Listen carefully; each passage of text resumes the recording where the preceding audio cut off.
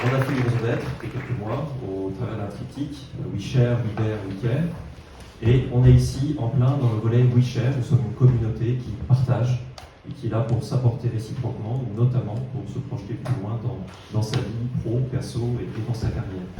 On s'est rendu compte il y a quelques mois que dans ce partage, dans cette entraide, il y avait une population extrêmement importante de la communauté sur laquelle on n'avait pas de dispositif d'accompagnement dédié.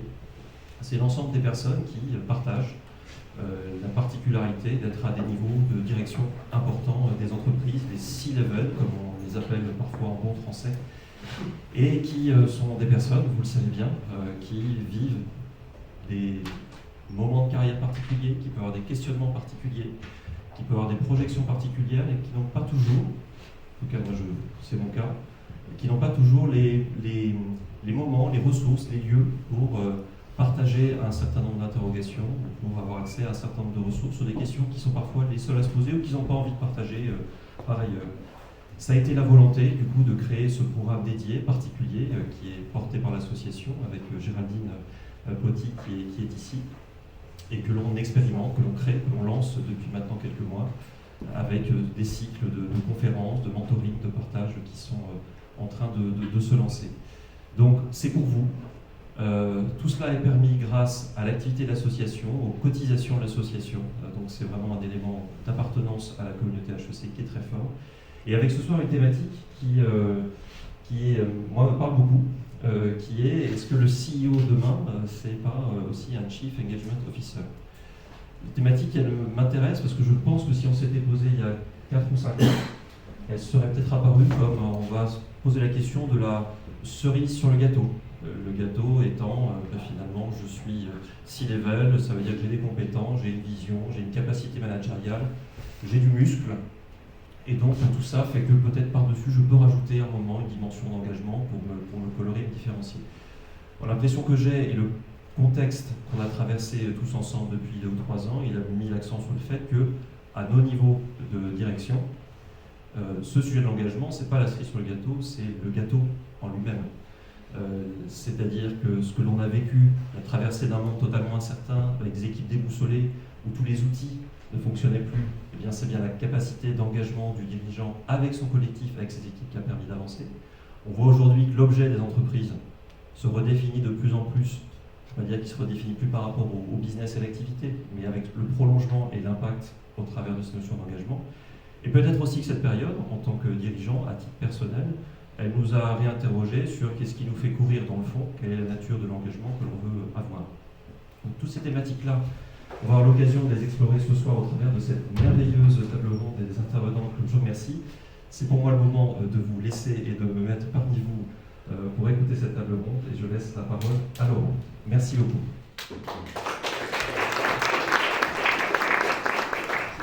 Bienvenue à tous. Donc pour adresser cette question du CEO, nouveau Chief Engagement Officer, je voudrais commencer à donner la parole à Jessica. Jessica, est-ce que tu peux nous évoquer un petit peu ton parcours déjà, ton contexte, comment tu adresses ce sujet de l'engagement et comment tu traites opérationnellement aussi, ça fait partie des sujets qu'on a évoqués ensemble dans nos échanges. Très bien, merci Laurent. Je ne sais pas si vous m'entendez bien. Normalement, j'ai la voix qui porte, donc ça ne devrait pas poser de problème. Je suis ravie d'être là avec vous. Alors, le premier point que je vais donner comme élément de contexte, parce que je pense effectivement que j'ai un profil, alors on a tous des profils particuliers, mais le mien en fait est vraiment issu du monde du digital. Je ne suis pas une banquière, effectivement je dirige la banque en ligne du Crédit Agricole, mais je viens surtout de monde de ce qu'on appelle le monde des startups et des scale-up, que la plupart d'entre vous connaissent ou vous entendez parler au sein des licornes, etc. Et en fait, ce sujet de l'engagement, de fait, ça fait quand même un certain temps, en tout cas pour ma part, qu'il me travaille, ou en tout cas que j'y travaille, dans la mesure où, vous le savez, vous l'entendez, dans le monde des startups, on pose souvent la question de mais qu'est-ce qui fait qu'une startup ou une scale-up fonctionne ? Et vous avez déjà entendu cette réponse qui dit en fait la différence entre une startup qui va fonctionner et une startup qui ne va pas fonctionner, c'est l'équipe. C'est une réponse qui est à la fois hyper simple mais qui est éprouvé. C'est-à-dire, en tout cas, moi, je l'ai vécu, je l'ai éprouvé au travers de mes différentes expériences. J'ai travaillé dans l'e-commerce, j'ai travaillé dans la banque en ligne avant, j'ai travaillé sur un site de rencontre mythique que vous connaissez. Enfin, j'ai travaillé dans des grosses entreprises qui ont scalé très très fort à l'international. Et ce qui m'a toujours permis de faire la différence en fait, dans la réussite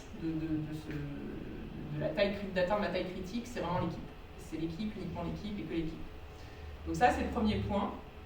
Et du coup, le deuxième point de contexte important, c'est que, de fait, j'ai plutôt une proximité, en fait, avec... moi, j'ai toujours géré des populations assez jeunes, des collaborateurs assez jeunes, et je rentre pas mal en résonance avec les sujets du moment sur le sens, le besoin, en fait, de trouver à la fois sa propre liberté au niveau du travail pas comme une finalité en soi, mais comme un moyen de s'épanouir ou de s'accomplir. On pourra en parler, je pense, en termes de philosophie, ça peut tirer pas mal de choses. Et donc, de fait, on est aujourd'hui à un moment où ce sujet-là devient de plus en plus prégnant, puisque ces collaborateurs, ils me disent, en fait, moi, je veux retrouver ma liberté, donc oui, je vais bosser pour vous, mais je vais peut-être bosser 1 an, 2 ans, ou je vais peut-être bosser en freelance, ou je vais peut-être pas bosser d'ailleurs, et puis je vais choisir une autre boîte qui m'offre le même salaire, mais qui en fait me propose beaucoup plus d'engagement, de sens. Donc ces deux éléments-là, pour moi, ils sont essentiels et fondateurs, en tout cas, dans la manière dont je ressens le sujet, qui me parle aussi beaucoup, et avec lequel, en tout cas, j'ai le sentiment de vraiment rentrer en résonance par rapport à toutes mes expériences passées. Et donc, si je redonne ce contexte-là, aujourd'hui, moi, j'arrive dans une entreprise qui est une filiale d'un grand groupe du CAC 40, parce que le Crédit Agricole, c'est un grand groupe du CAC 40. Et là, je suis vraiment en plein dans ce bain de, du coup, comment on fait est-ce que vraiment je suis un Chief Engagement Officer, alors que pour moi, c'était assez naturel dans mes expériences d'avant, et comment j'incarne ce Chief Engagement Officer? Et la réponse, pour moi, elle est oui, on est Chief Engagement Officer, mais on est aussi Chief Inspiration Officer, on est Chief Coherency ou Consistency Officer. Enfin voilà, on a plein de titres aujourd'hui parce qu'on est obligé de répondre à l'attente de ces collaborateurs qui nous renvoient en fait ce besoin de sens, de cohérence, de transparence et tout un tas de choses. Alors en quelques mots, je ne vais peut-être pas prendre, mais je pense que tu veux que je continue pour donner quelques éléments d'expérience en tout cas. Chacun s'exprime quelques minutes. Très bien. Alors je vais essayer de vous donner quelques éléments concrets de ce que je mets en application en fait, qui est du coup ce que j'ai pu apprendre de mes expériences passées et qui me permet aujourd'hui d'essayer d'être ce Chief Engagement Officer qu'on me demande d'être en fait, de fait. Il y a plusieurs choses. Donc pour moi, dans Chief Engagement Officer, il y a une notion finalement de donner effectivement cette boussole, qui a toujours été finalement le rôle d'un CEO, c'est de donner la boussole. De donner cette boussole et de donner la cohérence de cette boussole. Donc là-dessus, ce que j'ai mis en place, c'est pour le coup, c'est un système que vous devez connaître aussi de nom, qui est le système des OKR, Objective Key Results, qui est un système qui vient du monde anglo-saxon et qui a le mérite en fait d'aligner l'ensemble de l'entreprise. Donc au même titre, dans une startup, en fait, tout le monde est aligné très facilement puisque c'est des petites entités. Moi aujourd'hui, je gère une équipe de 350 collaborateurs, c'est une ETI, c'est encore petit, mais dans un groupe qui est très large. Ces objectifs, en fait, ils sont déclinés au sein de l'ensemble de l'entité et tout le monde porte les mêmes objectifs. Donc ça permet déjà de donner cette boussole et d'aligner l'ensemble des collaborateurs sur cette boussole-là et qu'à chaque moment, ils arrivent à repérer comment leur travail, comment leur métier au quotidien contribue à cette boussole et à cette objectif. Donc ça fait partie des éléments que j'ai pu mettre en place. Je vais vous donner d'autres exemples, c'est vraiment très pragmatique et concret, donc vous pourrez après poser d'autres questions si vous en avez, mais dans les autres exemples, c'est les outils. Parce que la réalité, en fait, c'est que pour être un bon Chief Engagement Officer, encore faut-il savoir comment vont les gens. Parce que c'est facile de dire oui, je les engage, j'arrive à ça, mais en fait, dans des boîtes de 10 personnes, on y arrive très facilement, dans des boîtes de 300 personnes, ça devient beaucoup plus compliqué, surtout quand on est tous plus ou moins en télétravail. Donc là, j'ai mis en place un certain nombre d'outils, parce que quand je suis arrivée dans l'entreprise, donc je suis arrivée, j'ai oublié de le préciser, il y a 8 mois, donc je suis en train de faire pas mal de changements. Quand je demandais, en fait, où sont vos outils de pilotage du mood, en fait, de comment vont les collaborateurs, est-ce qu'ils sont vraiment engagés, parce qu'il faut avoir des outils pour piloter. en fait, on sortait une étude annuelle. Et moi, ça m'allait pas du tout parce que comme j'ai plus la machine à café pour savoir comment vont les gens, bah, il faut bien que j'ai des points plus réguliers de comment ils vont dans le quotidien. Donc j'ai mis en place un outil, il en existe plein sur le marché, qui chaque semaine va poser des petites questions assez ludiques à mes 350 collaborateurs et qui me permet, en toute transparence, de leur restituer, soit au niveau global, soit par équipe, comment est le mood dans l'entreprise, au global et par équipe. Et ce matin même, voilà, j'ai réexposé en toute transparence à l'organisation. Là, on a un sujet, c'est normal, on est en transfo, donc on a un sujet dans cette équipe-là, c'est logique. Voilà ce qu'on met en place et tout le monde y a accès. De la même manière, les OKR sont absolument transparents et visibles partout dans l'entreprise. Donc je sais quels sont les OKR de mon voisin, il sait quels sont les OKR, et normalement, a priori, on va tous dans la même direction. Donc ça, c'est un deuxième élément important. Un autre élément qui est à la frontière avec l'organisation, mais qui pour autant me paraît important aujourd'hui, c'est que si on écoute ce que nous disent les collaborateurs, ils nous disent aussi, en fait, on en a un peu marre, on a un peu marre de ce monde tayloriste, finalement, où chacun est dans son silo. Et là où c'est très très facile et très attractif dans les startups, dans les boîtes de plus de 300 personnes, plus de 350 personnes, ça devient plus compliqué. Donc là, ce que j'ai mis en place, et je suis en train de faire pivoter l'ensemble de l'organisation sur ce sujet-là, c'est ce qu'on appelle de l'agilité à l'échelle. Peut-être que certains d'entre vous connaissent ces systèmes d'agilité à l'échelle, mais en fait, je recrée au sein de l'entreprise des startups. C'est-à-dire que je mets les collaborateurs ensemble au sein d'un objectif partagé, qui est généralement en lien avec l'OKR, tout fait sens, tout est cohérent. Et je mets en fait plusieurs collaborateurs de départements différents, de fonctions différentes, autour d'un seul et même objectif. Et là, je leur dis, en fait, vous avez les clés de la maison. Donc moi, je suis arrivée dans un système qui était très pyramidal, parce que vous savez, les systèmes bancaires sont souvent des entreprises extrêmement pyramidales, et les premières semaines où je suis arrivée, en fait, tout me remontait. Je devais décider de tout. Et je dis, en fait, moi, je ne suis pas là pour décider de tout. Donc, je vous donne les clés de la maison, vous connaissez l'objectif, et vous êtes en mesure de décider aussi de comment ça va se passer. La maison, c'est une pyramide, comme t'es une pharaon. Ouais, un peu trop. Un peu trop. C'est joli hein, d'être une pharaon, mais c'est fatigant. Donc voilà, donc je pense, et je crois que c'est beaucoup plus puissant, surtout pour les collaborateurs, parce que d'un coup, ils reprennent en fait leur destinée, la destinée de l'entreprise en même temps. Encore une fois, ça ne veut pas dire que tout est possible, ça veut juste dire qu'ils doivent suivre, malgré tout, un OKR qui a été fixé ensemble. Mais à partir de là, ils ont quand même cette liberté de pouvoir dire, bah oui, alors je vous donne un exemple très concret. Si je dois lancer une nouvelle fonctionnalité sur mon application et que cette fonctionnalité, elle doit me permettre d'équiper mes clients avec de l'assurance, je vais leur dire, voilà, vous devez faire 5% de cross-sell, vous devez équiper 5% des clients avec de l'assurance. C'est un exemple complètement qui n'est pas la réalité, mais peu importe. Et après, ils vont pouvoir faire ce qu'ils veulent, créer la fonctionnalité, la développer, et ils vont être en toute autonomie. Et je pense qu'ils ont quand même un grand besoin d'autonomie, un grand besoin de reconnaissance, et ça fait partie des sujets qui fonctionnent. Je pourrais en citer beaucoup plus, mais je propose de faire un petit stop, et puis je pense qu'il y aura d'autres choses qui viendront par rapport peut-être aux expériences partagées. Merci beaucoup Jessica. Merci à vous. On va donner la parole à Guillaume. Alors Guillaume, quand on a échangé ensemble, toi, tu me disais que tu étais arrivé en juillet 2020 à la tête de Petit Bateau, en pleine période Covid, dans une période de crise où la boîte perdait de l'argent et où les gens étaient pas là de fait. Comment tu t'en es sorti et comment ça se passe aujourd'hui pour engager les personnes? Écoute, ça se passe très bien. Ça se passe mieux. Et moi, j'étais banquier. J'ai commencé ma carrière à la Société Générale et après, j'ai switché dans le retail et le digital où j'ai géré Darty.com et La Redoute. Et après, j'ai dirigé des entreprises comme Vergoyer, Cyrillus et là, tout récemment, Petit Bateau, qui est la plus belle entreprise du monde. Et avant de répondre vraiment à ta question sur Chief Engagement Officer ou pas, je reviens à ton point. Le rôle d'une société, il est double. Il est vraiment double aujourd'hui. Il faut gagner de l'argent, okay, parce que sinon la société elle ne vit pas, elle n'est pas pérenne. C'est une logique classique. Et en même temps, elle doit contribuer au bien commun. Et c'est quoi le bien commun? Ça dépend des entreprises. En tout cas, pour Petit Bateau, le bien commun, c'est de connecter les enfants à la nature. Parce que quand un enfant est connecté à la nature, quand il tisse des liens avec la nature, on développe sa créativité, on développe sa confiance. Et comme ça, l'enfant va protéger la nature parce qu'on protège ce qu'on aime bien.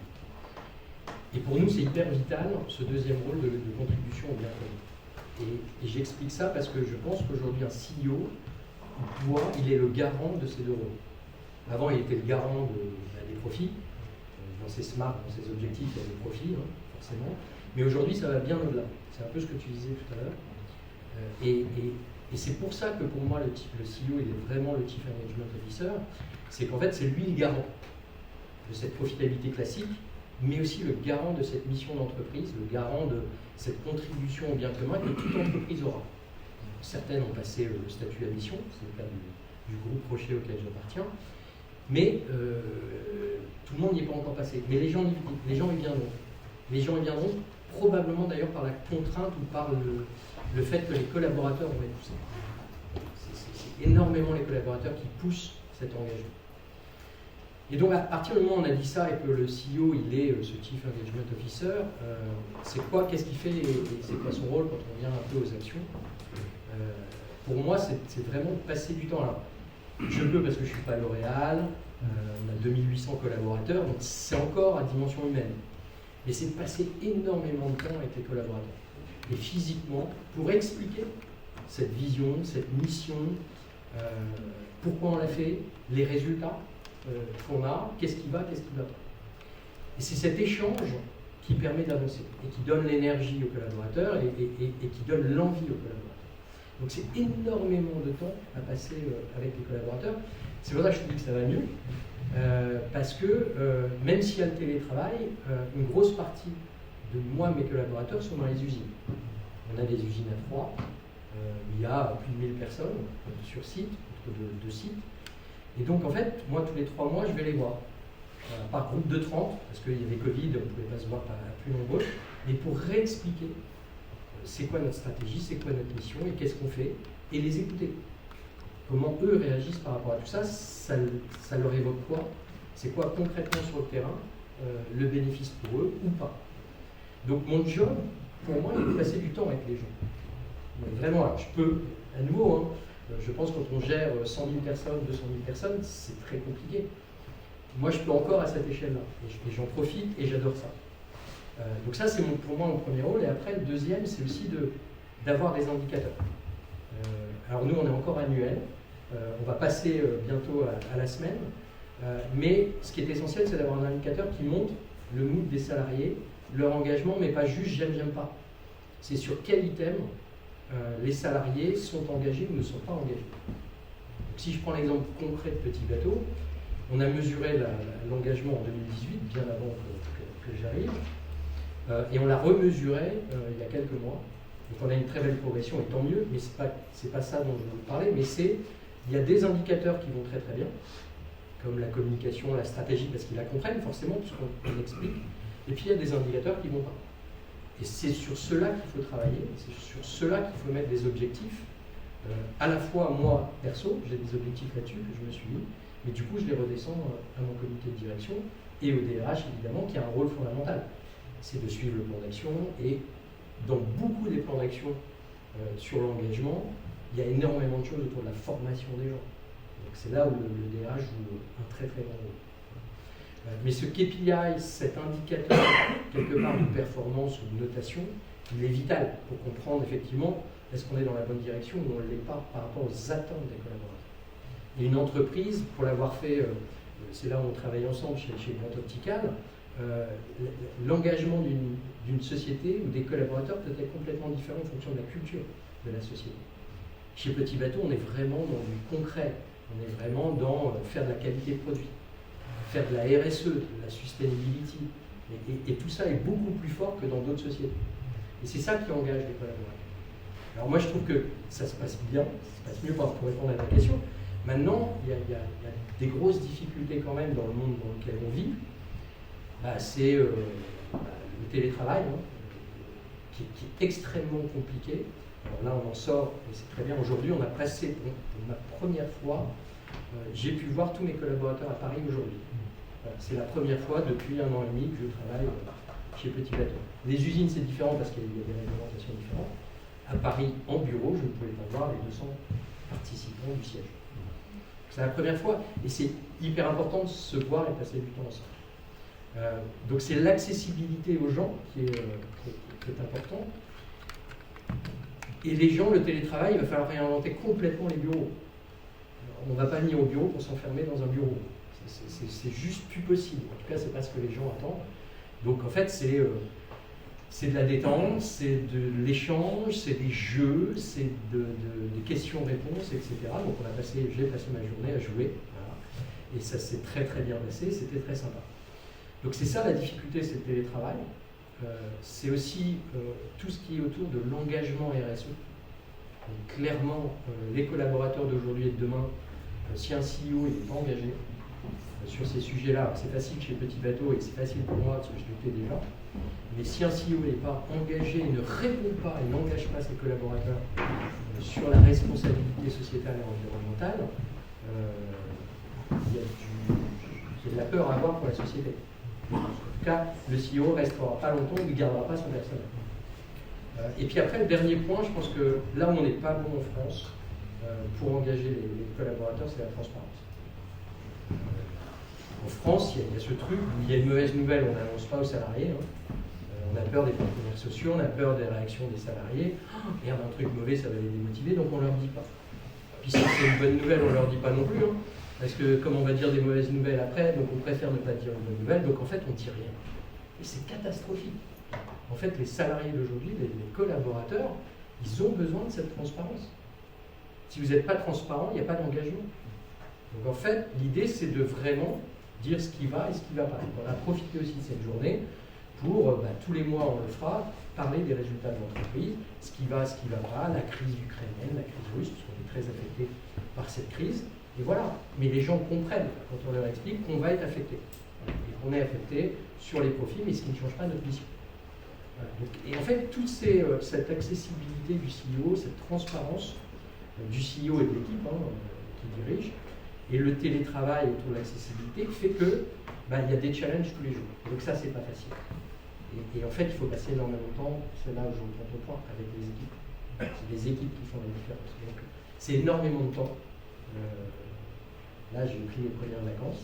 C'était la semaine dernière, tu le sais, ça m'a fait du bien, mais j'ai passé mon temps vraiment avec les collaborateurs pour comprendre pourquoi la stratégie, elle est très simple, la stratégie de Petit Bateau. C'est d'appuyer sur la marque, c'est le digital, parce qu'on était déjà bon, voilà, et c'est une organisation un peu plus simple. Les gens comprennent à partir du moment où c'est comment ils se mettent en mouvement sur cette stratégie. Et c'est donc c'est passé du temps avec eux. Merci beaucoup. Merci Guillaume. Majda, quand on a échangé ensemble, donc toi, tu as une entreprise avec plusieurs milliers de collaborateurs. Quand on a échangé, tu me disais que l'engagement, c'était aussi beaucoup une affaire d'un collectif. Et toi, en tant que DRH, tu as cherché beaucoup à créer ce groupe qui allait engager les équipes. Tout à fait, bonsoir à toutes et tous. Effectivement, donc Sodexo, quelques mots quand même, parce que vous connaissez sûrement Sodexo en tant que restaurant d'entreprise, dans ce segment-là, mais c'est d'autres métiers, et ce qui rassemble l'ensemble de nos équipes, c'est la passion de cuisiner, la passion de servir. Et donc Sodexo, c'est aussi les services dans les centres de détention, dans des maisons de retraite, dans des hôpitaux cliniques. C'est aussi l'événementiel, donc c'est tout ce qui est la maison Le Nôtre, c'est le Précathlon, les clubs de foot, etc. Et en tout cas, pas mal d'activités, donc c'est important de voir tout ce panel-là, parce que c'est ce qui crée de l'engagement, c'est-à-dire des possibilités aussi de bouger au sein de cette entreprise qui pourtant a un cœur de métier qui est le service. Sodexo, c'est plus de 30 000 salariés en France, plus de 450 000 au niveau worldwide, donc effectivement c'est un grand groupe. Et ce que je dirais si je faisais parallèle par rapport à ce que j'ai entendu, eh bien c'est que quand on est une grande entreprise, moi j'ai dû, et je pense que c'est pareil dans des petites unités pour avoir eu la chance de travailler dans le retail pendant quelques années et aussi en tant que directrice de magasin et de call center e-commerce, parce qu'il faut faire confiance aussi à son management. Donc le CEO ne peut pas faire tout lui-même. Je dirais que c'est avant tout une histoire de collectif, de relais. Donc effectivement, le CEO incarne, impulse, donne l'énergie et donne le sens. Mais à un moment donné, c'est aussi faire confiance à toutes les équipes parce qu'il faut des préconditions, parce que l'engagement, on sait très bien, ne se décrète pas. Et c'est toutes les conditions que l'on a qui sont à notre disposition pour mobiliser du coup des individus pour faire un collectif et que ce collectif serve finalement la mission de l'entreprise. Et si je fais parallèle avec Sodexo, eh bien, c'est une culture d'entreprise assez forte, donc c'est entre guillemets un prérequis, je dirais, c'est ce qui fait l'ADN de Sodexo. Et je dirais, pour nourrir l'engagement, déjà ce qui a fait qu'on rejoint cette entreprise où on y reste, c'est cette entreprise, cet ADN, cette culture et ces valeurs. Et en fait, il faut le nourrir au quotidien. Donc il faut des attentions qui sont en lien. Il faut de la cohérence, je l'ai entendu tout à l'heure, de la cohérence dans tout ce que l'on fait. Et donc des attentions qui viennent soutenir cet ADN. Et puis ensuite, toutes les actions que l'on va faire. J'ai entendu la formation, le développement des compétences, la communication. Des actions qui doivent être encore une fois cohérentes à tout ce qui est en amont de la culture d'entreprise, des attentions. Et les attentions, c'est l'humain. Et donc, quand je parlais du collectif, ce sont les managers. Et en l'occurrence, chez Sodexo, on a lancé un programme de leadership, mais en lien avec finalement l'ADN. Et c'est de renforcer l'attention portée aux salariés, aux équipes, renforcer la communication, prendre soin, très important avec tout ce qu'on a vécu ces dernières années, mais c'est encore plus à l'ordre du jour, on va dire. Et moi, ce que je voudrais souligner, c'est que oui, j'ai entendu le DRH suit le plan d'action, mais pas que, parce qu'on voit, et je sais pas ce que Benoît dira en tant que DRH aussi, mais ce que je peux dire aujourd'hui, c'est qu'on est sorti du DRH qui sort le plan d'action ou qui le suit. On va dire que c'est un partenariat, c'est toute une équipe dirigeante qui sécurise les préconditions pour que l'engagement puisse, entre guillemets, soit naturel. Et ce qui va faire aussi l'engagement, c'est la diversité des profils, la diversité des équipes, pour que ça puisse, on va dire, vivre au quotidien. Très bien. Tu me disais quand on échangeait que vous aviez réalisé un PSE. Oui. Comment on maintient l'engagement des équipes après une période Covid et dans ce contexte-là? Eh bien, c'est vrai que c'est pas simple de lancer un plan social. Et en fait, il avait été annoncé plus de 2000 personnes et finalement que, entre guillemets, 450 personnes ont subi ce licenciement. Eh bien, grâce à quoi? Au socle finalement de l'ADN de Sodexo qui est la mobilité. Et par contre, je vous ai parlé de toutes les activités au sein de Sodexo. C'est quand on se mobilise autour de la formation, autour de la visibilité, des vies ma vie, rendre possible finalement le partage de connaissances et recréer des conditions pour vouloir aussi prendre des risques, aller voir un autre segment. Et donc, cet engagement, il a été possible, en tout cas, s'engager autour d'un PSE jamais simple, mais en tout cas, c'est un collectif qui a réussi. C'est pas la DRH qui a réussi, c'est parce que la DRH a communiqué, parce que le CEO a donné du sens, a expliqué le pourquoi cette décision a été prise. Et puis ensuite, c'est ce que je vois qui a été fait, parce que j'ai rejoint un groupe il y a un an. Je suis arrivée en route, on va dire, de ce PSE, et ce que j'ai vu, c'est une mobilisation de personnes qui mettaient en œuvre pour communiquer, annoncer les différents postes ouverts, comment ça se passe, accueillir des personnes en mobilité. Et tout ça a été aligné avec l'annonce et pourquoi on faisait ça. Et je pense que ce qui a permis cet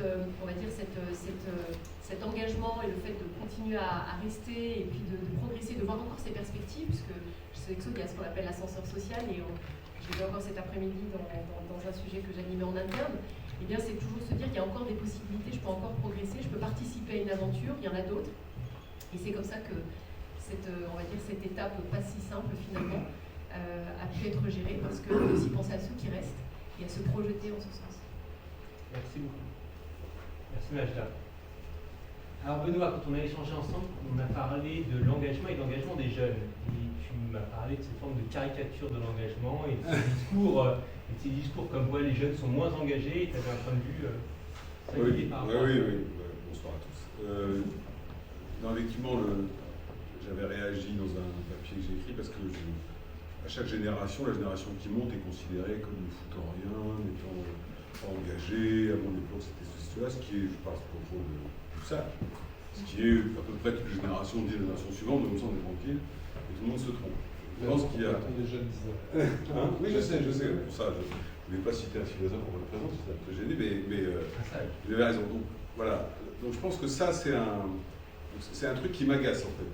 Donc c'est pour ça que j'avais pris la parole sur ce sujet en disant mais arrêtez de caricaturer, c'est pas vrai. Je pense que ce qui est troublant en revanche, et vous l'avez très bien dit, c'est que la génération, alors on l'appelle la génération Covid, moi je le vois, alors effectivement l'oral c'est très gros, je ne peux pas attendre de voir tout le monde, c'est vrai, mais on voit quand même pas mal de monde.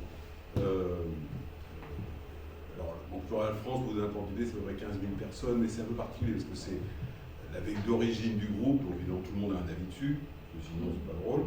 Même ceux qui sont très loin. Mais surtout, elle a tous les métiers, C'est-à-dire que j'ai 50% des effectifs qui sont dans les usines et les centrales. Elle a toutes les marques, les 50K, donc les marques qu'on a rachetées, les marques qu'on a créées. Donc c'est une espèce de melting pot un peu compliqué, historique de culture. Et en plus, c'est une boîte très matricielle. Moi, je pense que L'Oréal a inventé le matriciel, en fait. C'est un art. Dès que vous avez qu'un seul chef, c'est louche. Il en faut au moins 3 ou 4, sinon ça ne fait pas. Mais je dis ça pas par hasard, parce qu'effectivement, la génération qui monte, on le voit, il y a pas mal de monde par an, qui est relativement attractif, mais c'est que les critères d'engagement, je trouve en tout cas, sont en train de changer radicalement. Et c'est peut-être ça la différence avec les phénomènes de génération précédente. Ils sont en train de changer sous plein d'impacts. Évidemment, l'impact du Covid. Évidemment, vous l'avez dit, la transformation digitale. Mais au-delà de ça, vous avez évoqué un mot qui, à mon avis, est absolument fondamental vis-à-vis de ces générations, j'en mettrai peut-être un deuxième à côté, c'est la transparence et la cohérence. Ce que je veux dire par là, c'est que pendant longtemps, quand on recrutait quelqu'un, depuis déjà à côté une petite quinzaine d'années, parce qu'on ne d'Adrien, parce qu'on a eu la chance de travailler ensemble, mais pendant une quinzaine d'années, les gens étaient très exigeants sur les valeurs, le sens, l'engagement sociétal, environnemental, au moment où on les recrutait. Puis une fois qu'ils étaient rentrés, ils s'en arrangeaient assez, même si on n'était pas totalement cohérent avec ce qu'on avait raconté au début. Aujourd'hui, et je le vois même dans une grosse boîte comme ça, vous êtes une sorte de blablacar de l'entreprise. C'est-à-dire que vous passez votre temps à être évalué à l'aune de ce que vous avez dit. Donc ça, c'est le sujet de la cohérence. Et évidemment, comme le marché de l'emploi, notamment sur les jeunes, mais pas que, vient de se retourner brutalement, il y a une espèce de tension très forte, et donc vous êtes sous pression pour respecter tout ça, non seulement ils ne viennent pas, mais surtout ils partent. Et ils partent, même de chez L'Oréal quelquefois, parce qu'ils savent qu'ils trouveront quelque chose. Alors qu'il y a 10 ans, ils savent que partir, il quelque part. Donc, le sujet de la cohérence entre ce que vous faites et ce que vous dites, elle a toujours été essentielle dans la vie de l'engagement, de la part du CEO, parce que les salariés, jeunes ou pas jeunes d'ailleurs, ont tous les moyens de vérifier si vous êtes cohérent avec ce que vous dites ou ce que vous faites. Deuxième chose, évidemment, vous l'avez dit, la transparence, parce que là aussi, il faut bien le vérifier. Et là, je pense que la pression, elle est extrêmement forte sur le CEO. Parce que l'engagement, on peut le prendre 2 angles, en fait. Demander l'engagement des gens et respecter ses propres engagements.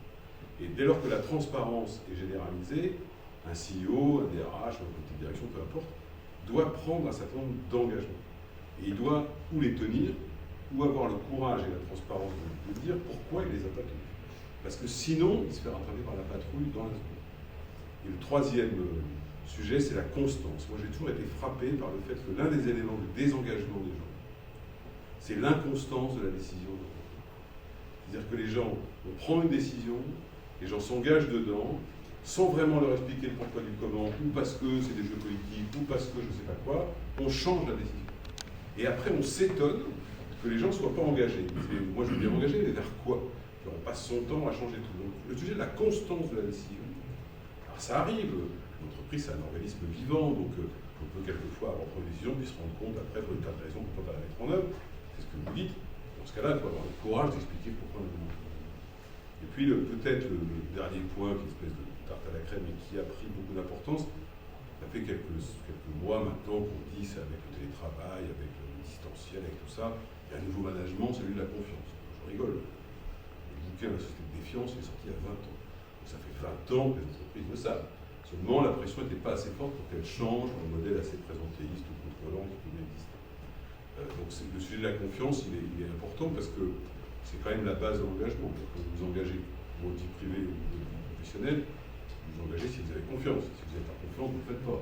Donc ça peut être une confiance collective, ça peut être une confiance individuelle, peu importe. Mais en attendant, en jouant sur ces 4 choses-là, et la difficulté, enfin pas difficulté, mais la réalité avec les nouvelles générations qui arrivent, mais pas que, parce que moi je pense qu'il y a une alliance objective entre ce qu'on appelle génération X et génération Y, mais les quarantenaires à peu près, parce que la génération Y en fait réalise les fantasmes de la génération X, une sorte d'alliance entre les deux. Aujourd'hui, on non seulement tous les moyens, un environnement économique pour le moment plus favorable qu'avant, pour monter leur niveau d'exigence.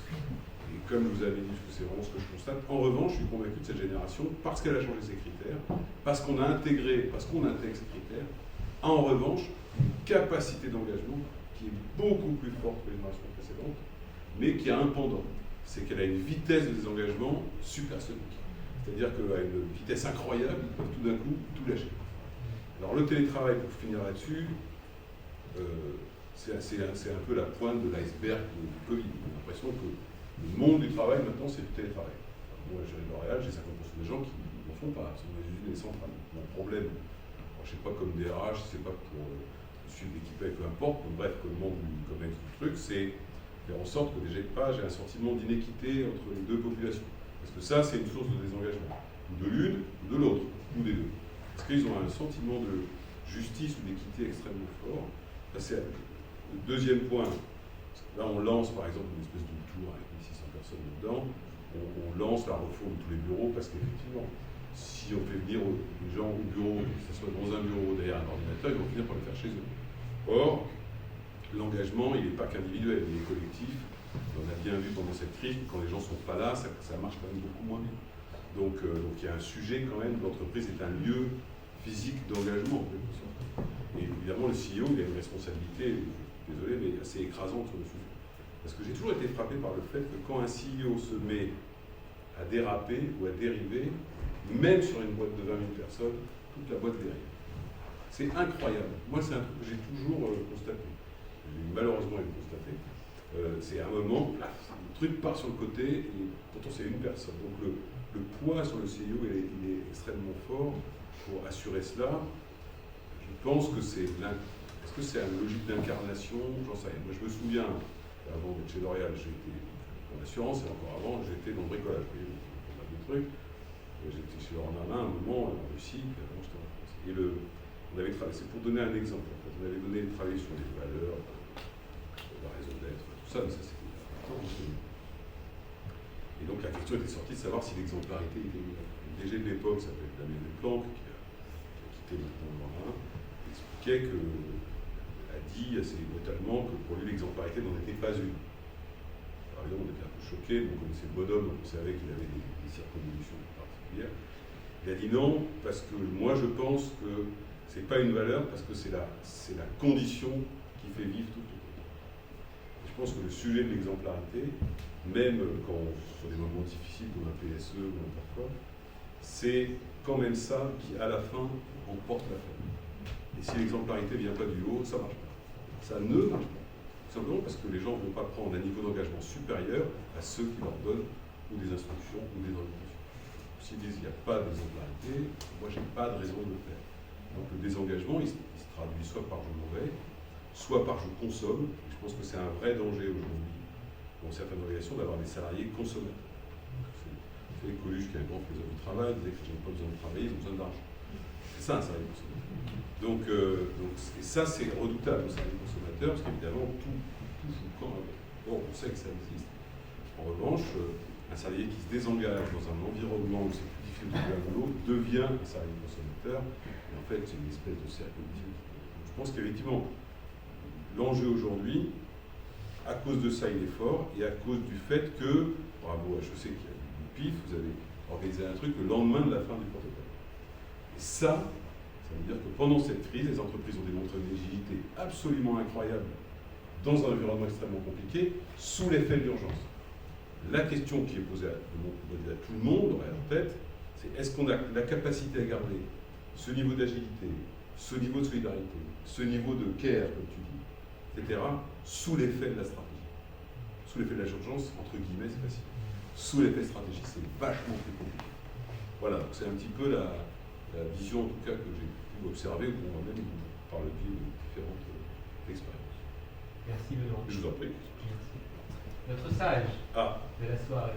Comment vous réagissez, Emmanuel, par rapport à toutes ces propositions d'engagement? Je suis honoré de tout ce que j'ai entendu, j'ai appris plein de choses.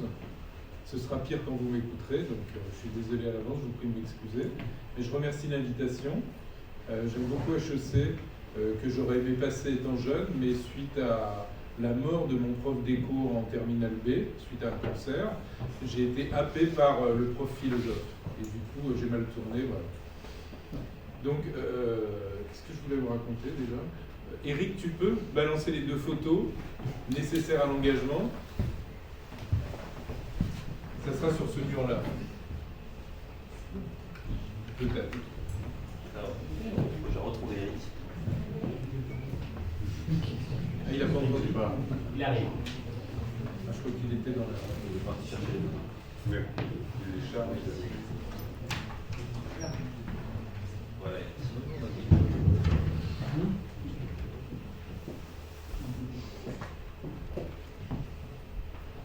Voilà, c'est mon chien. En fait, c'est un chiot. Regardez-le bien, on ne le voit pas dans le jour, parce qu'il a un regard incroyable, et surtout, il y a mes livres derrière. Et en fait, c'est une métaphore de l'engagement, c'est qu'il veut que je sois toujours avec lui. Et dès que je me barre, il bouffe les livres. Donc je ne vous dis pas ce qui va se passer quand je vais rentrer chez moi en scooter. Mais je l'adore, il est fils du champion du monde de la beauté, et je peux faire le même concours si ses testicules descendent, sinon il ne sera pas validé. Voilà, c'était mon préambule philosophique à l'engagement. Diogène, il s'appelle, qui est le nom d'un philosophe que vous connaissez tous, qui est l'école du cynisme. Alors les gens trouvent ça bizarre que Diogène soit un cynique, mais cynisme, ça vient du grec kunos, qui veut dire le chien. Donc c'est normal qu'un chien finisse par s'appeler Diogène, c'est générique. Et Diogène, c'est celui qui jouait la nature contre la culture. Il est un peu comme ça, lui. Il pisse partout, il se fout de savoir où c'est. Donc je reviens sur l'engagement. Et je voudrais dire que j'avais cru que ma participation a été proposée pour que je parle philosophiquement de l'engagement, mais Bruno m'a rappelé que le titre était plus précis, qu'il fallait parler du CIO. Et le CIO, ça s'écrit C-E-O dans l'alphabet latin. Je ne sais pas pourquoi vous prononcez ça comme ça. Moi, je voulais dire, et je l'ai dit à ton prénom, Arnaud, que j'étais gaulois, français, et que je refusais d'être colonisé autant par le Coca-Cola que par cette pseudo-langue qu'est l'anglais. J'ai été diplomate pendant 10 ans, et je me suis battu pendant 10 ans à interdire des réunions européennes de mes collègues qu'on parle anglais. Par exemple, j'étais en poste au Brésil comme conseiller culturel, et autour de la table, la première fois, ils sont mis à speak English. Je leur ai dit fuck you, a gente vai falar a língua do Camões. Et on a fini notre entretien en portugais parce que tout le monde parlait portugais. Hein, pourquoi l'anglais? Pourquoi à HEC on parle anglais? C'est une sorte de validité de votre talent économique, j'y crois pas un mot. Je pense que les Français ont un génie en économie qui n'a pas à se laisser bouffer par la langue. Donc je vais revenir sur la notion clé. Je vais essayer d'aller aussi vite que les quatre, mais ça va être dur. Le terme d'engagement, étymologiquement, il vient de la langue francisque, qui se dit wadi, qui signifie le gage. Donc quand on s'engage, on donne un gage. Comme quand on va, par exemple, au mont-de-piété, on donne, je sais pas, une bague contre de l'argent. D'ailleurs, je suis venu ce soir, je me suis engagé et vous m'avez rien donné. J'ai remarqué, je suis très engagé ou très niqué. Notre gratitude. Voilà. La gratitude, ça rime presque avec gage. Alors concrètement, l'engagement, c'est pas une promesse en l'air ou un mensonge. Hein. On se mouille quand on s'engage. Par exemple, quand on s'engage à aller sauver quelqu'un qui se noie, il faut juste savoir nager à l'avance. Ensuite, on plonge, on se mouille et on sauve. On est engagé. Disons que l'engagement exige et suppose une responsabilité. On n'est pas engagé si on n'est pas responsable, parce qu'il faut offrir une garantie de ce qu'on va faire lorsqu'on s'engage. Je vous l'ai dit tout à l'heure, des fois on change d'avis. Et c'est important, ça, dans l'engagement, d'anticiper les changements. Mais l'engagement de notre société égotiste et consumériste, vous avez parlé de consommateur, il y a le mot con en préfixe qui veut dire cum en latin, qui veut dire avec. Notre société égotiste, c'est-à-dire notre société du tout à l'ego, elle peut être vue comme une dépendance. Par exemple, on s'engage quand on se marie, mais 46% des mariés divorcent. Je fais partie des deux, moi, des mariés et des divorcés. Donc, soit on pense l'engagement comme une capacité à agir dans la durée, soit à l'ère de la nanoseconde, on pense que l'engagement rime avec le changement. Les citoyens du XXIe siècle, et pas seulement les générations X et Y, ont l'air de préférer le changement à la continuité. Et ça, c'est philosophiquement Héraclite versus Parménide. Vous savez, Parménide, c'était l'homme de l'être, qui disait « il n'y a que l'être qui est, il n'y a pas de devenir ». Et Héraclite disait « on ne peut pas descendre 2 fois de suite dans le même fleuve, parce que l'eau change tout le temps, c'est jamais le même fleuve ». Nous, on pense qu'il s'appelle la Seine ou le Danube, mais en réalité, c'est pas parce qu'il a ce nom qu'il est le même, il change tout le temps. Et vous tous, vous changez tout le temps. Reprenez vos photos quand vous aviez 2 ans, vous verrez. Donc la vraie question philosophique et réaliste, réaliste parce qu'il est impossible de promettre que l'entreprise de tel, moi je dirais directeur général, je ne sais pas pourquoi vous dites CIO, elle est éternelle ou en perpétuelle croissance. Hein. Une entreprise peut s'arrêter du jour au lendemain et le CIO il doit préparer quand même ses salariés à affronter l'événement. Par exemple, la marque Jaguar, elle a été créée en 1922 par les British. Elle a été vendue en 2013 aux Indiens. C'est donc pas la même bagnole qu'on achète.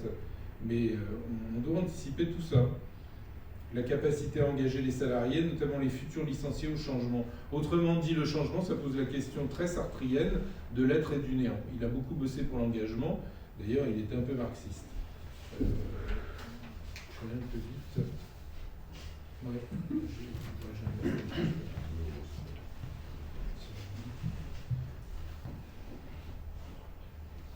Oui, j'étais sur la garantie.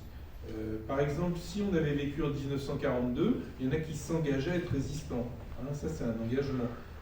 Entre 300 et 500 000 Français, c'est pas beaucoup, hein, ont résisté. Enfin, ont été reconnus ex post par les historiens à être des résistants. Ça veut dire qu'ils étaient ni complices des nazis, ni des collabos. Et donc, dans un tel contexte, on comprend que l'engagement, ça suppose une certaine lucidité, hein, voire de la lumière, et un vrai courage. On n'est pas engagé si on est faux cul.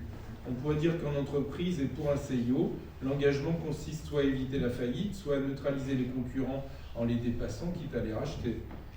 Donc l'engagement, ce n'est pas un acte facile. C'est pour ça que vous êtes posé la question. Et d'ailleurs, il fut pratiqué, comme ce que j'ai dit, un acte de résistance par une minorité de Français. Donc, j'en viens à la conclusion que parmi tous ceux d'entre vous, il y a une minorité d'engagés. Ah ouais, c'est logique. S'il y avait une minorité de résistants, si l'engagement c'est la résistance, vous n'êtes pas beaucoup à être engagé. Bah oui, parce qu'il faut mouiller sa chemise pour être engagé. Je dirais que l'engagement doit s'étendre, au-delà de l'exemple de la résistance, à notre vie quotidienne, au quotidien. D'ailleurs, je ne voulais pas dire en entrée, mais j'aime l'entreprise, parce que j'ai écrit un livre sur l'entreprise, que j'ai pas amené, d'ailleurs, je ne sais pas pourquoi, je me suis bourré. J'ai écrit 10 livres, hein, vous pouvez tous les acheter, mais celui-ci s'appelle maintenant en poche Oser la gentillesse en entreprise. Parce que j'ai écrit un premier livre qui s'appelle Éloge de la gentillesse, puis un deuxième qui est la version pop, moins technique, qui s'appelle Petit éloge de la gentillesse. Et comme les entreprises m'ont invité dès le premier, j'ai voulu penser l'entreprise et pas faire comme la plupart de mes collègues qui vont en entreprise vendre leur sauce. Moi je suis un sage, vous l'avez bien compris, donc j'ai pensé que la vie c'était l'entreprise. Quand on vit, on entreprend, dès qu'on n'entreprend pas, on est mort quelque part. Donc il faut faire aimer l'entreprise en France, et on a du mal, même si nos hommes politiques sont un peu capoutes. Hein. Emmanuel Macron, qui a été appelé après moi par le MEDEF, à une école que vous connaissez à Jouin-Josas, disait, après que François Hollande ait dit l'économie est le centre des choses, Macron avait déclaré face au MEDEF, l'entreprise est le cœur de notre société. Et Fabius avait lui-même dit, ils étaient tous les deux ministres du même gouvernement, que le Quai d'Orsay allait travailler pour le développement de nos entreprises à l'étranger. Hein, moi qui avais été diplomate, j'avais écouté ça positivement. Donc bref, si la politique a disparu, ce qu'on est en train de voir, hein, c'est que l'économie prime, encore faut-il la valoriser, et ça veut dire que les CIO doivent avoir une valeur quasi politique, en tout cas sociétale. Si on prend police en grec au sens large, ça désigne la société. Donc vous avez un rôle qui va au-delà de l'entreprise. C'est-à-dire que votre comportement d'engagement dans l'entreprise, il doit semer des choses pour que les salariés sortent plein de bonne humeur et plein de sociabilité. Le contraire de replier sur eux-mêmes parce qu'ils ont été humiliés. Bon, je sais que ça ne concerne personne d'entre vous, mais c'est comme ça.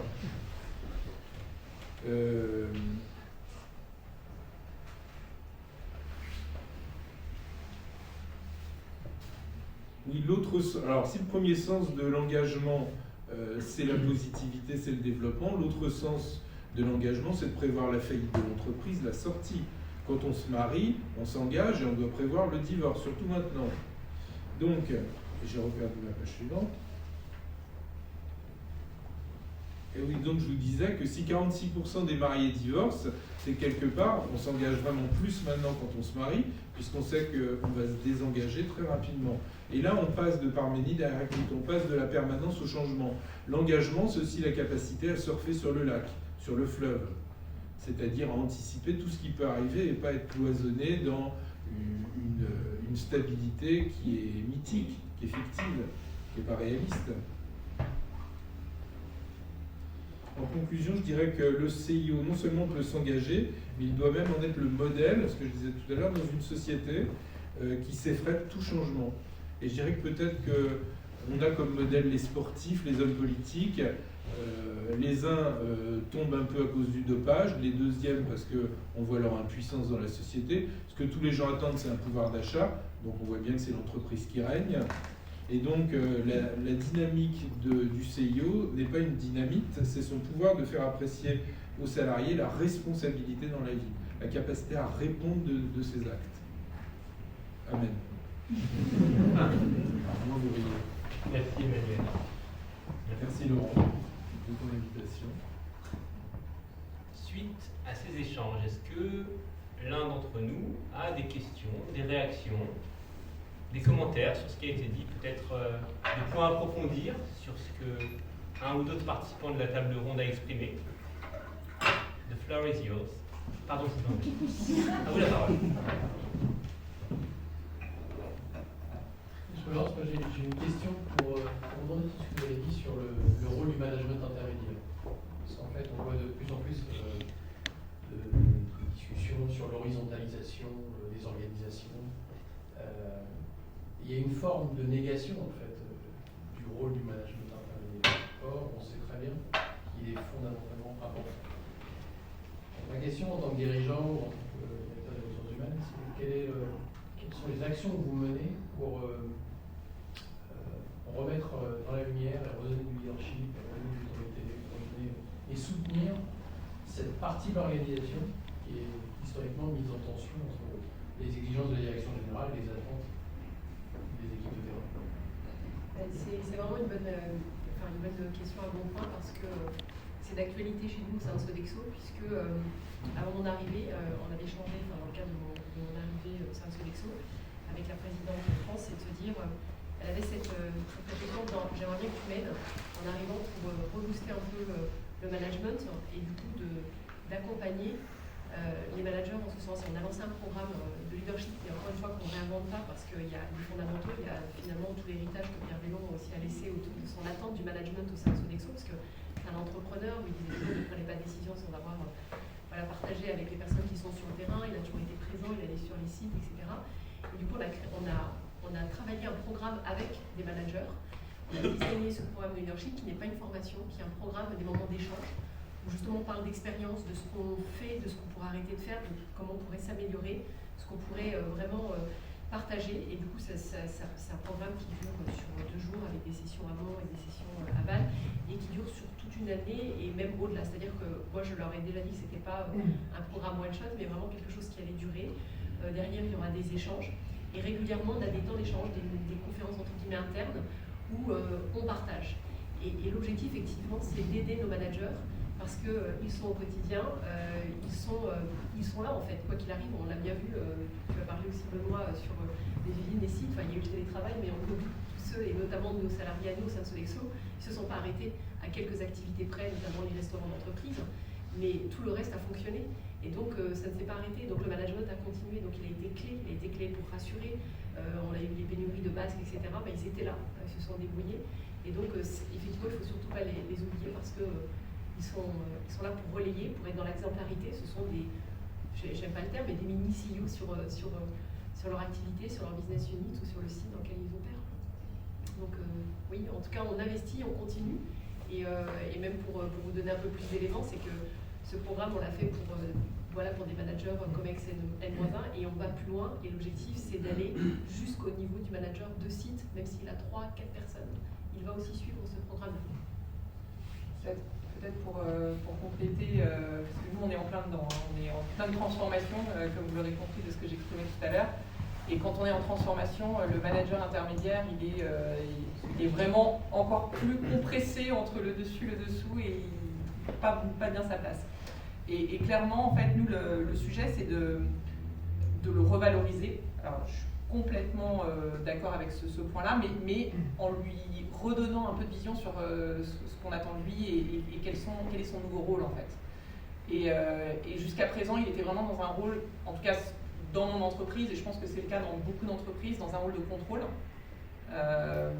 Et en fait, nous, ce qu'on dit, c'est qu'il faut lâcher ce rôle de contrôle. Ça ne veut pas dire, pas le lâcher complètement, bien évidemment, hein, c'est une image, mais il y a quand même un vrai travail à faire là-dessus. Parce que quand on retravaille en agilité, notamment, donc ce qui est mon cas, ce que je répète tous les jours, c'est que justement le collaborateur qui n'a pas de management peut prendre des décisions pour l'entreprise au titre de l'entreprise, évidemment, dans le cadre qu'il respecte et qui est celui qu'on lui donne. À partir du moment où on a dit ça, ce qu'il faut que j'évite absolument, c'est qu'il aille voir son manager en lui disant « Est-ce que tu es d'accord pour que je prenne cette décision ?» Parce que ça, en fait, ça tue complètement la transfo qu'on est en train de mener. Et donc, du coup, on lui redonne un nouveau rôle, un rôle qui finalement est beaucoup plus effectivement un rôle de care, un rôle où il donne les bons outils, donc un véritable rôle de servant leadership finalement, où il va être là pour aider les collaborateurs à accomplir leur mission. C'est plus dans un rôle de contrôle, c'est vraiment un rôle de soutien, de support, voilà, je ne sais pas comment on peut dire, mais vraiment de facilitateur effectivement pour les collaborateurs.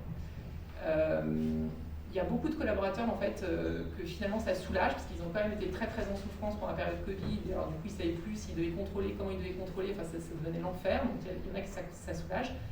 Et il y en a effectivement que ça déstabilise complètement. Donc c'est cela aussi qu'on essaye d'accompagner parce que ces collaborateurs-là ils sont réellement et sincèrement en souffrance, c'est-à-dire qu'ils ne comprennent pas ce qu'on leur demande. C'est manager, tu veux dire. Ces managers, pardon, ils sont réellement en souffrance, les managers intermédiaires. Donc il y a effectivement aujourd'hui une réinvention, je pense, du rôle du manager intermédiaire. Voilà.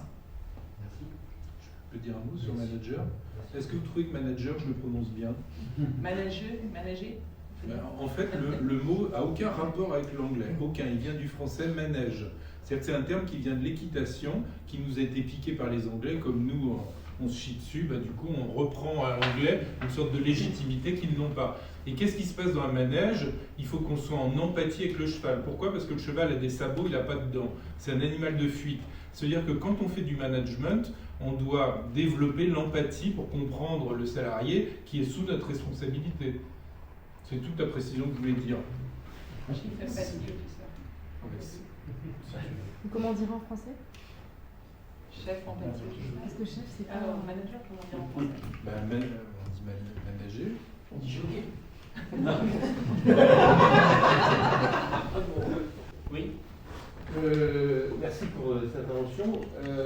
Par rapport au rôle dual de l'entrepreneur, du chef d'entreprise qui doit à la fois gérer un résultat qui lui est factuel et un engagement qui lui est une notion un peu plus floue, j'ai deux questions.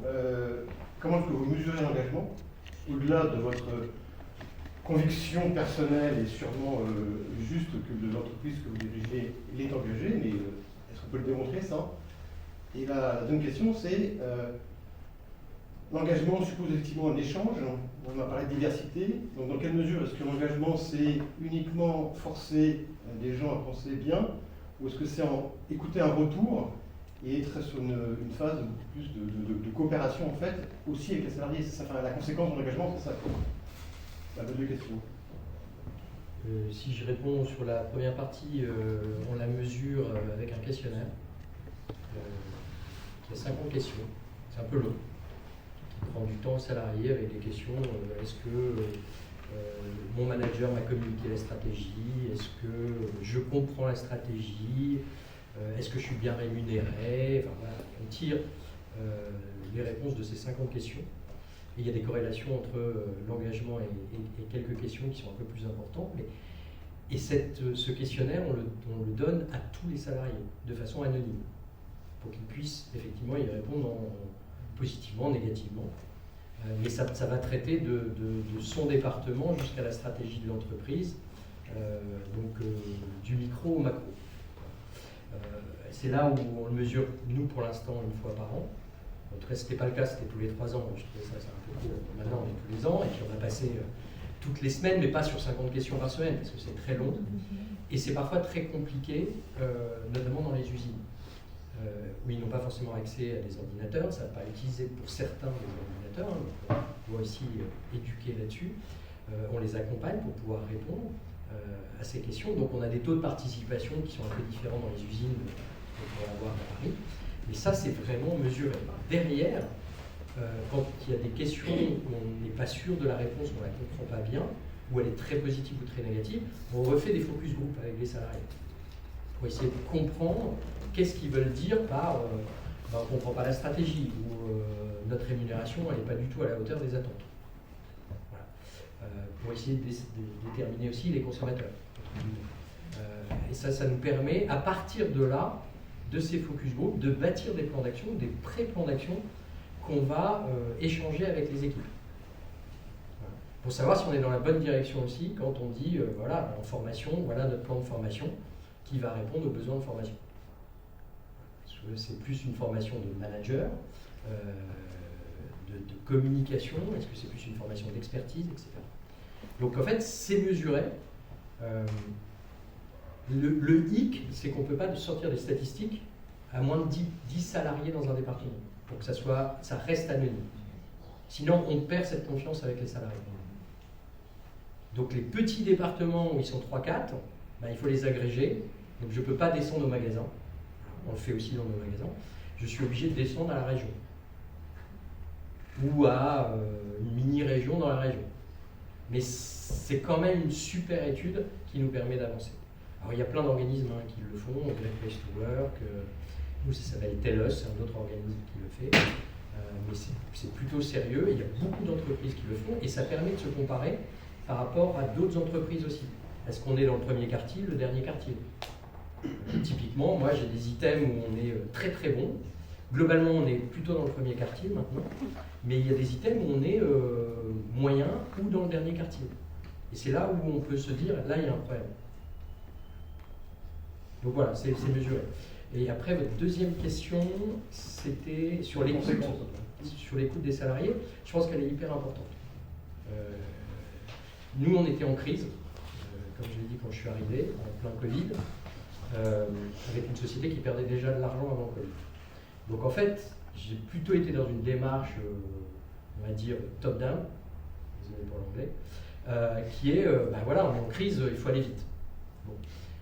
Depuis 6 mois, 9 mois, ça va beaucoup mieux, les chiffres viennent, on redevient profitable, etc. Donc on est beaucoup plus dans une démarche de comment on peut aller beaucoup plus loin en écoutant les salariés, en prenant leurs propositions et en travaillant avec eux main dans la main. Voilà. Mais à l'époque, on n'avait pas trop le temps, quand crise sanitaire, crise dans différents pays et grosse perte. Il y avait l'urgence. Mais l'écoute est hyper importante. Et il y a de très très bonnes idées qui sont sorties, mais vraiment de nos usines, pour améliorer la productivité très rapidement, en fait. En écoutant les salariés. Et la difficulté, pour rebondir sur la question d'avant du management intermédiaire, c'est qu'en fait, il est perdu, le management intermédiaire. Parce qu'il n'a pas forcément l'info, on ne lui a jamais donné en transparence l'information. On ne lui donne pas l'information. En gros, quand ça va mal, je lui disais, on ne dit rien, ou alors elle descend avec un plan de licenciement, un PSE. Malheureusement, j'ai dû aussi en faire dans ma vie, et c'est vraiment pas le truc sympa du tout. Mais du coup, le management intermédiaire, il se retrouve à juste passer éventuellement la mauvaise nouvelle, ou juste à se confronter aux salariés qui ont reçu la mauvaise nouvelle. C'est pas ça un manager, pour revenir au point. Donc il faut l'accompagner sur la communication, la compréhension de la stratégie, l'écoute de ses salariés, l'empathie, on en parlait tout à l'heure. Et lui donner un coup d'avance. Nous, ce qu'on fait, par exemple, c'est qu'on lui donne toujours un coup d'avance au manager. On essaye on a des réunions tous les 15 jours.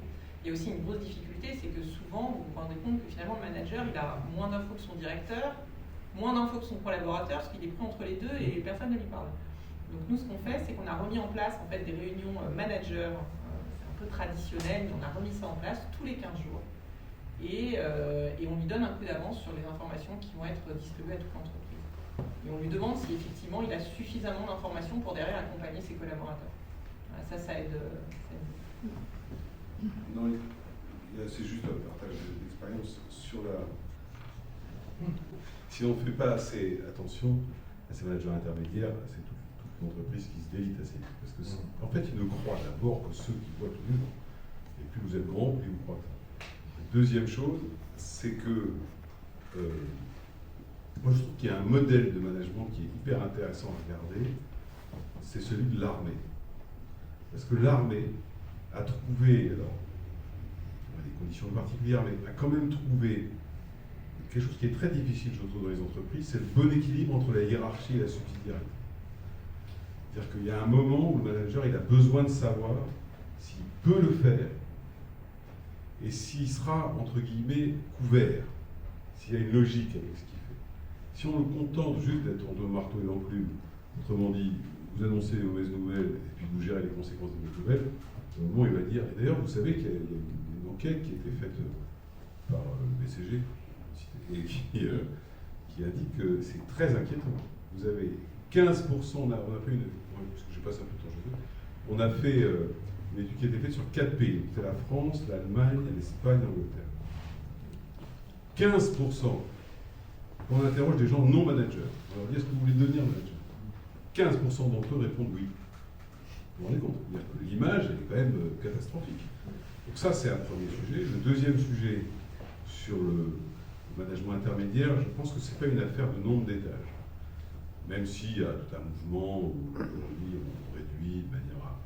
Je ne sais pas, vous vous souvenez peut-être la théorie qui avait fait Flores il y a quelques années, d'un professeur de l'ESSEC, c'est pour ça qu'il disait n'importe quoi, qui avait théorisé la fameuse entreprise libérée. Vous vous souvenez de ce truc? Isaac Getz. L'ESCP, c'est pire. Oui. Bon, moi, si on avait suivi, je l'ai dit, donc je peux assumer, si on avait suivi sa théorie pendant le Covid, mais ce serait une catastrophe absolue. Parce que qui a tenu pendant le Covid, c'est bien les managers intermédiaires. Autrement dit, je pense que son analyse était, son diagnostic était bon. Vous savez, si vous avez déjà vu son intervention, ça commence par une photo d'un cheval mort. Et il dit, évidemment, on va partir du principe que 100% des gens que vous recrutez sont engagés au moment où vous les recrutez. Or, il s'avère que 5 ans plus tard, ils sont plus de 38% à l'être. Donc, c'est bien vous qui êtes responsable de leur désengagement. Le diagnostic n'était pas idiot. Par contre, derrière, il a trouvé un autre truc. Maintenant, c'est l'entreprise altruiste. Je lui dis comme ça, tu vas pouvoir te refaire l'Afrique avec ce truc, c'est très bien. Mais donc, le management intermédiaire, je pense que c'est un sujet. D'ailleurs, la notion d'intermédiaire, il n'est pas très long. C'est du management de transmission, en fait, la question. C'est une chaîne. Et pour finir là-dessus, c'est que j'ai toujours été frappé par le fait que depuis 15 ans, alors les DRH, on est très impliqués, il y a des textes partout qui nous racontent qu'il faut travailler sur la qualité de vie au travail. Moi, je trouve ça très bien. Seulement, à force de travailler que là-dessus, on a oublié un truc essentiel qui est la qualité du travail. Et la question de l'engagement, pour reprendre le sujet, vient aussi de ça. Sincèrement, quand les gens comprennent pourquoi ils sont là, quel est, on va dire, leur rôle dans la chaîne de valeur de l'entreprise.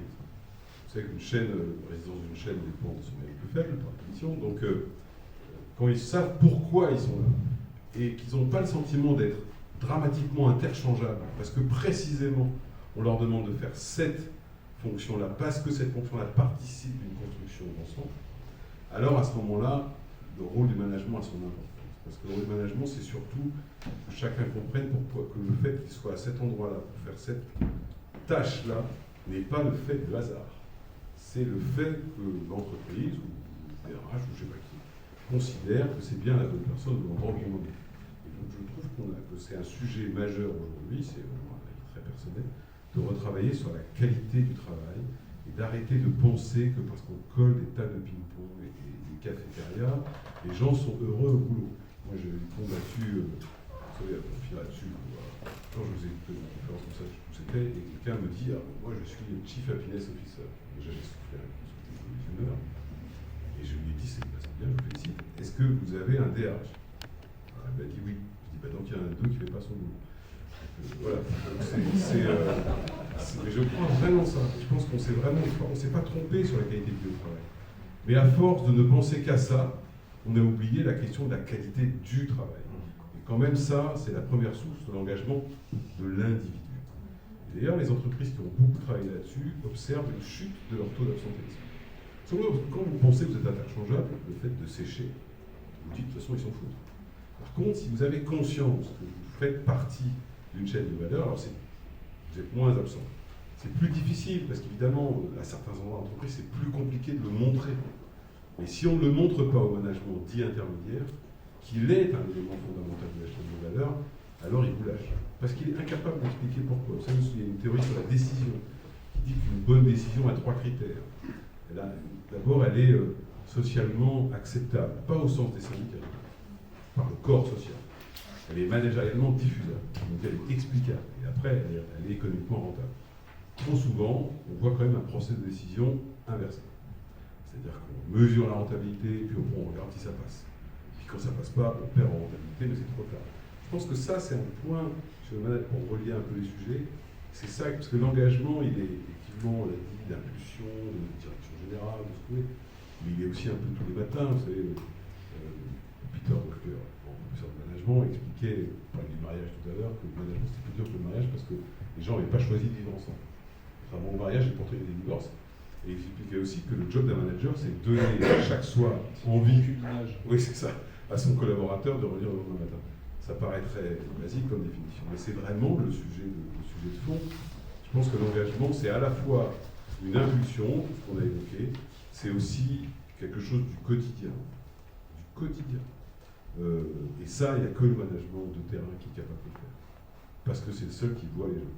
Que vous l'avez dit, d'ailleurs, dans les startups, c'est un peu différent. Il y a moins de monde. Quand vous commencez à dépasser les 500 ou 600 personnes, c'est juste plus possible.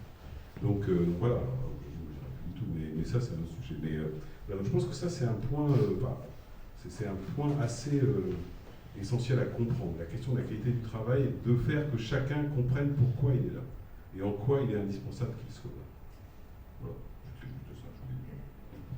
Alors moi, je voulais revenir à la question de tout à l'heure.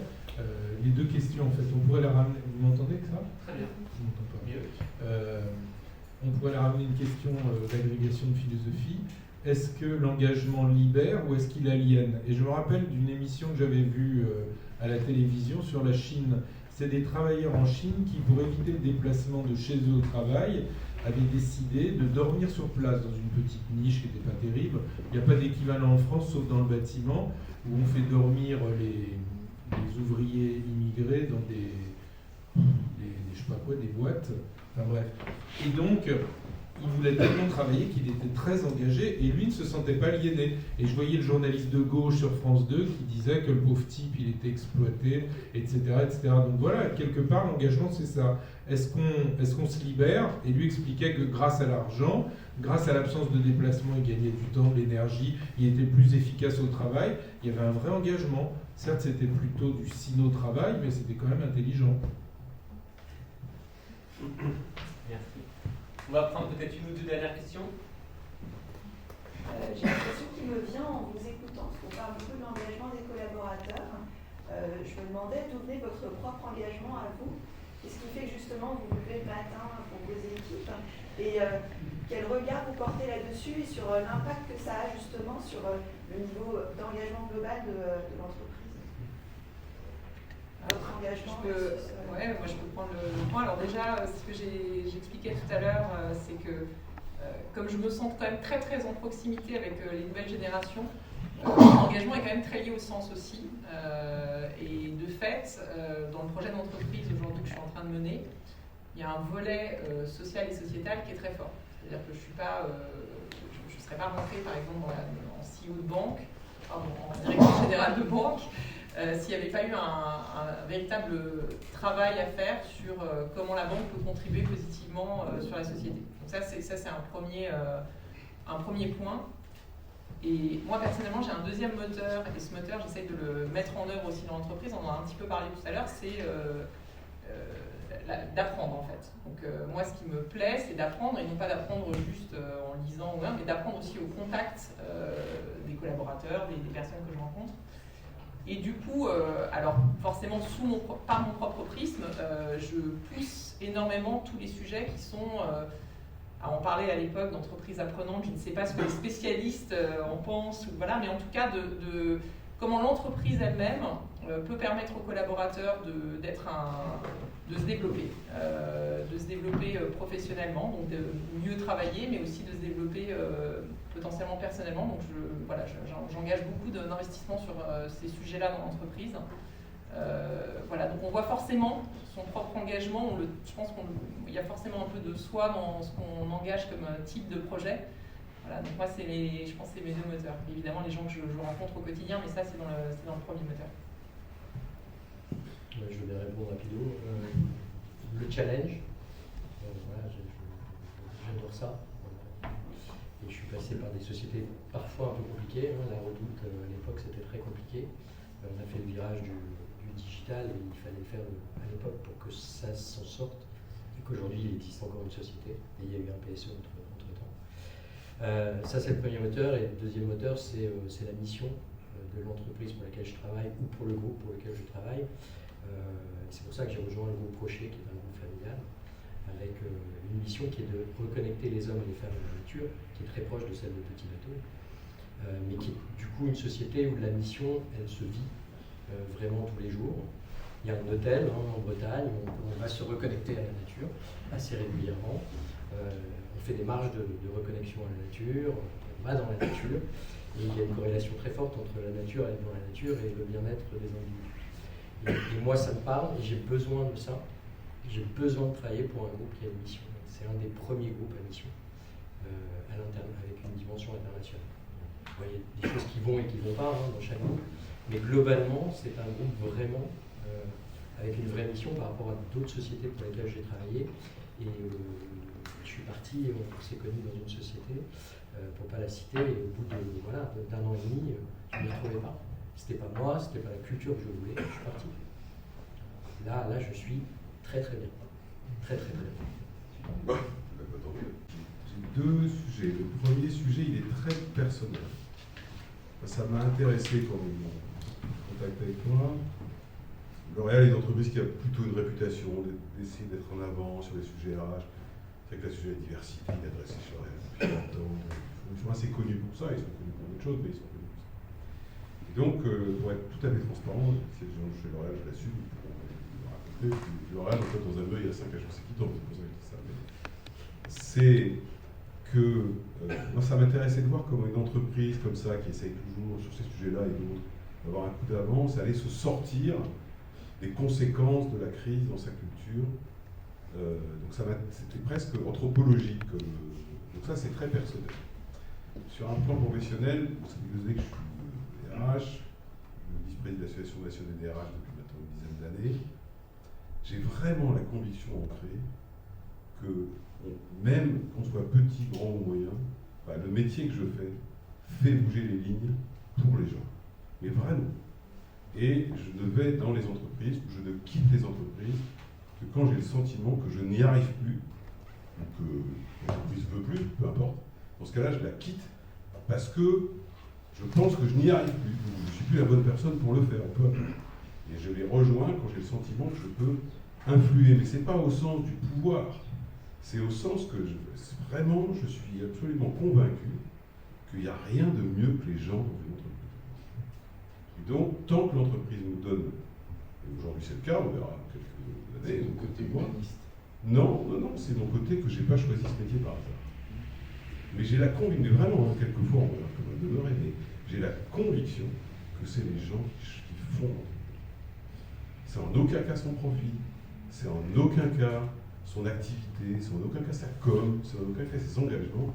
Moi, je pense que les gens sont plus forts que l'organisation de quelque chose. Et le job du DRH, c'est de faire en sorte que les gens restent forts. Par moments, c'est pas facile, parce qu'il faut vraiment se mettre en travers. Vous savez, j'ai participé au Financial, je sais pas si pour vous, c'est la réunion de tous les directeurs financiers partout. Moi, j'étais dans une salle, il y avait 500 directeurs financiers. J'ai eu d'abord, je leur ai prévenu que j'avais prévenu la police, que si j'avais été pas libéré dans une heure, ils allaient me chercher. Mais je pense qu'il faut savoir, et c'est pour répondre aux questions vraiment avec beaucoup de sincérité, il faut savoir se mettre en travers un moment. Parce que quelquefois, il y a des comportements qui ne sont pas acceptables dans les entreprises, que ce soit par votre hiérarchie ou par d'autres. Soit vous arrivez à les faire changer, soit vous dites j'y arrive plus, et à un moment où vous n'y arrivez plus, vous partez. Mais je crois, en tout cas, c'est vraiment les deux moteurs. Comment cette boîte, parce que c'est quand même une boîte intéressante, vous êtes au RH, c'est pas une boîte intéressante. Mais surtout, comment est-ce que même avec autant de monde, même avec autant de réputation, même avec une culture aussi forte, on arrive au niveau qui est bien, peu importe, je fais ça avec d'autres collègues, mais à faire bouger les lignes avec la conviction que c'est la personne qui fait la boîte. Et vraiment. Donc voilà, c'est plutôt ça mes moteurs. Après le reste suit. Mais quand je le sens plus, je me casse. On avait encore une ou deux questions de l'Assemblée, mais je regarde l'heure et je vois qu'il est 8h. Et ce que je vous propose, c'est de continuer ces questions au moment du cocktail dînatoire. Je voudrais qu'on remercie vivement